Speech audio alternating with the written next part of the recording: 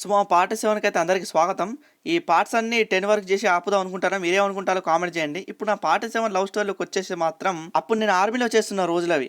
అంటే ఆర్మీలో టెంట్లు వేస్తారు కదా బేస్ క్యాంప్. ఆ టెంట్లు వేసేది మనమే అన్నమాట. అలా ఒక రోజు నేను ఒక ఇంటర్వ్యూ ఇస్తా ఉంటే నేను చెప్పేసిన నాకు ఎవరు లేరు, నేను అనాథని, నన్ను లవ్ చేసేటోళ్ళు ఎవరు ఉంటారని నేను చెప్పిన. ఆ ఇంటర్వ్యూని చాలా మంది చూసినట్టుంది టీవీలో. ఆ తర్వాత నాకు నెక్స్ట్ డే చాలా లెటర్స్ వచ్చేసినావా.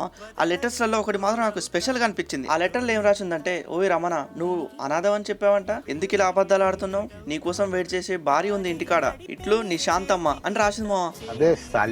అలా తను రోజు లెటర్లు రాస్తూ ఉండేది మావా. నేను కూడా రోజు లెటర్లు చదువుతూ ఉండేటోని.